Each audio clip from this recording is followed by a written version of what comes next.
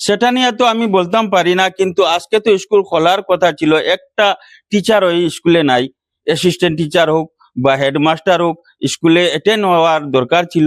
কি কারণে ওনারা অ্যাটেন্ড হয় না সেটা তো আমি ঠিক ঠিক বুঝতে পারি না। কাছাড়ের লক্ষ্মীপুরে সরকারি বিদ্যালয়ে তালা ঝুলিয়ে বাড়িতে ইংরেজি নববর্ষের প্রস্তুতিতে ব্যস্ত 493 লালপানি নিম্ন প্রাথমিক বিদ্যালয়ের শিক্ষক শিক্ষিকারা। 31শে ডিসেম্বর জেলার সরকারি প্রতিটি শিক্ষা প্রতিষ্ঠানে পাঠদান চললেও স্কুলে তালা বন্ধ ছিল কাছাড় জেলার লক্ষ্মীপুর শিক্ষাখণ্ডের অধীনে থাকা 493 নম্বর লালপানি প্রাথমিক বিদ্যালয়ের। নমস্কার, নর্থ ইস্ট নিউজে আপনাদের স্বাগত জানাই। মণিভূষণ চৌধুরী। 3 জন শিক্ষক থাকা সত্ত্বেও কেহ স্কুলে উপস্থিত হননি। নববর্ষের প্রস্তুতি ছিল তাদের, বলছেন স্থানীয়রা। প্রায় সবসময় ছাত্রছাত্রীদের ভবিষ্যৎ নিয়ে খেলা করে আসছেন উক্ত স্কুলের প্রধান শিক্ষক সালিশ চৌধুরী। তার বিরুদ্ধে এমনই অভিযোগ করেছেন গ্রামবাসীরা। তাছাড়া স্কুলটিতে বর্তমানে নেই পরিচালন কমিটি। এই সুযোগকে কাজে লাগিয়ে কয়েক লক্ষ টাকা আত্মসাতের অভিযোগ উঠল প্রধান শিক্ষক সালিশ চৌধুরীর বিরুদ্ধে।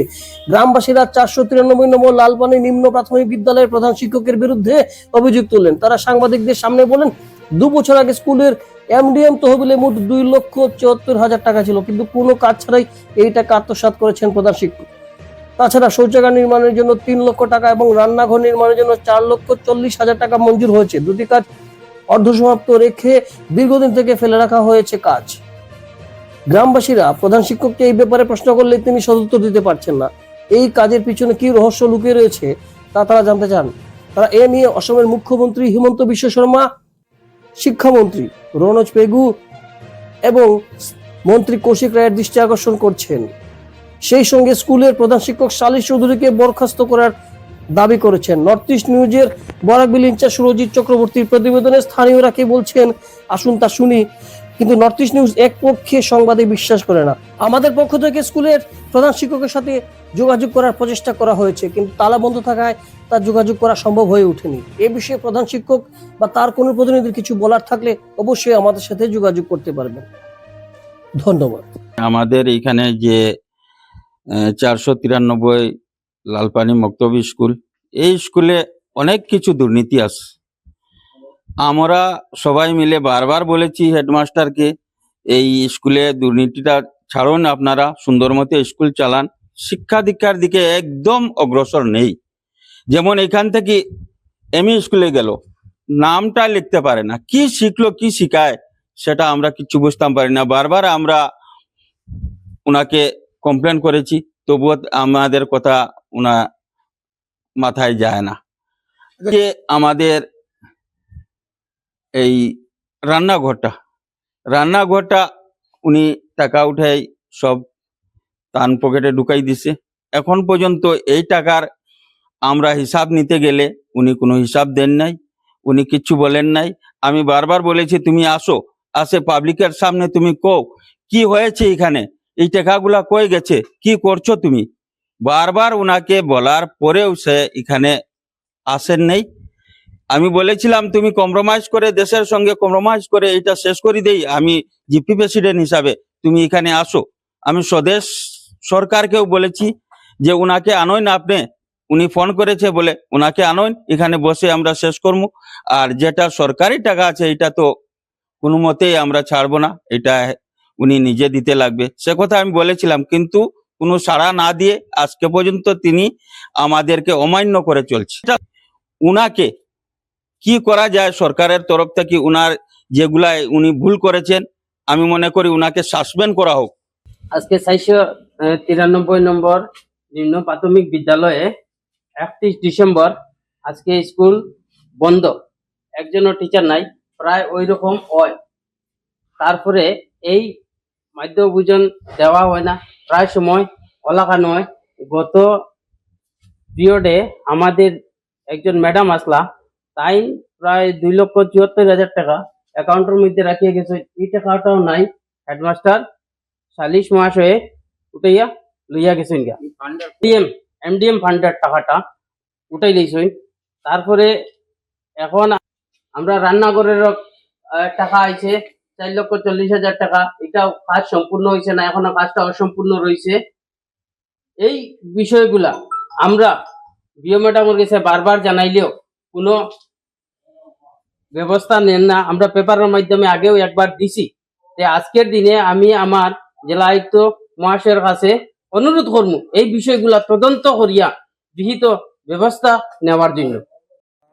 নমস্কার, নর্থ ইস্ট নিউজে আপনাদের স্বাগত জানাই। মণিভূষণ চৌধুরী। এখানে আপনারা দেখতে পাচ্ছেন অতিরিক্ত পুলিশ অধীক্ষক কাছাড়ের সুব্রত সেনকে এবং একটি ছবি যাকে দেখতে পাচ্ছেন ছবিতে, সেই ছবিতে আছে রাহুল বিশ্বাস। সে এক এমন কাজ করেছে যা বলার মতো নয়। এক নির্যাতিতাকে অ্যাসিড হামলার হুমকি দিয়ে সে ধর্ষণ করেছে এবং ধর্ষণের ছবি ও ভিডিও সে ভাইরাল করে দিয়েছে। তা কোনোভাবে মানতে পারছেন না শুভবুদ্ধি সম্পন্ন মানুষেরা।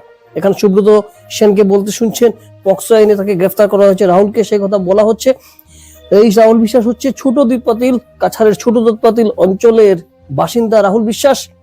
তাকে আটক করা হয়েছে গোয়া পুলিশের সহায়তায় এবং তার এই ন্যাক্কারজনক ঘটনায় চারিদিকে মানুষ বলছে রাহুল বিশ্বাস যা করেছে তা অমানবিক কাজ, কোনোভাবেই মেনে নেওয়া যায় না। পুলিশ সঠিক কাজ করেছে, গোয়া পুলিশের সহায়তা তাকে গ্রেফতার করে এবং গ্রেফতারের ফলে যে পক্সো আইন তাকে বলবৎ করা হয়েছে তার উপরে তার সঠিক কাজ। ভারতীয় ন্যায় সংহিতা অর্থাৎ বিএনএস ও পক্সো আইনের একাধিক ধারায় মামলা রুজু রয়েছে তার বিরুদ্ধে। সেখানে এরকমও বলছেন পুলিশ অধীক্ষক, সে নিজেদের ছবি ও ভিডিও রেকর্ড করেছিল। শুধু তাই নয়, এআই প্রযুক্তি ব্যবহার করে ডিপফেক ভিডিও তৈরি করে ভুয়া সোশ্যাল মিডিয়া অ্যাকাউন্টের মাধ্যমে সেগুলি ছেড়ে দেওয়ার অভিযোগ উঠেছে। মোটের উপরে কাছাড় পুলিশ ভালো কাজ করেছে এবং এ নিয়ে অতিরিক্ত পুলিশ সুপার সুব্রত সেন কি বলছেন। আসুন নর্থ ইস্ট নিউজের বরাকভ্যালি ইনচার্জ সুরজিৎ চক্রবর্তীর প্রতিবেদনে শুনি। আপোনালোকে নিশ্চয় অৱগত যে যোৱা কিছুদিন আগতে শিলচৰ চহৰত এটি জঘন্য ঘটনা এটি ঘটি গৈছিলে। শিলচৰ চহৰৰে নাতিৰ ৰোডত থকা ছোট দুধপাতিল অঞ্চলৰ এজন যুৱক যাৰ নাম ৰাহুল বিশ্বাস, বয়স 19 বছৰ, সেই একেখন গাঁৱৰে এগৰাকী নাবালিকাক এচিড আক্ৰমণৰ ভাবুকিৰে ছোৱালীজনীৰ লগত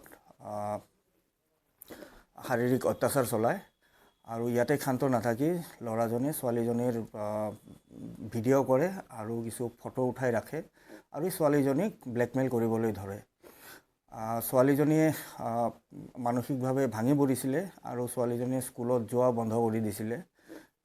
ল'ৰাজনে ইয়াৰ পিছতে এই ভিডিঅ'বোৰ আৰু ফটোবোৰ ছ'চিয়েল মাধ্যম মিডিয়াত ভাইৰেল কৰে আৰু ছোৱালীজনীয়ে আমি গম পোৱা মতে যে যিটো মানসিক গ্লানি আৰু দুখত তেওঁ ছুইচাইড কৰিবলৈ তেওঁ প্ৰস্তুত হয়। কিন্তু এই ঘটনাটো আমাৰ পুলিচৰ দৃষ্টিগোচৰ হয়। আমি ততালিকে এখন গোচৰ ৰুজু কৰোঁ আৰু ইয়াৰ অনুসন্ধান আৰম্ভ কৰোঁ। কিন্তু সেই সময়তে এই ল'ৰা যিজনে ৰাহুল বিশ্বাস নামৰ ল'ৰা, সেইজন পলাই যায় আৰু আত্মগোপন কৰি থাকে আৰু আমি তেখেতৰ যিটো ডিজিটেল ফুটপ্ৰিণ্ট সেইটো আমি ফ'ল' কৰি থাকোঁ আৰু গম পাওঁ যে তেওঁ গোৱাত তেওঁ আত্মগোপন কৰি আছে আৰু আমি গোৱা পুলিচৰ লগত আমি যোগাযোগ কৰোঁ আৰু তেখেতক ইতিমধ্যে এৰেষ্ট কৰা হৈছে আৰু পক্সো এক্টৰ আণ্ডাৰত ইয়াৰ তদন্ত আৰম্ভ হৈছে। নাই মাইনৰ নহয়, 19 বছৰ বয়স।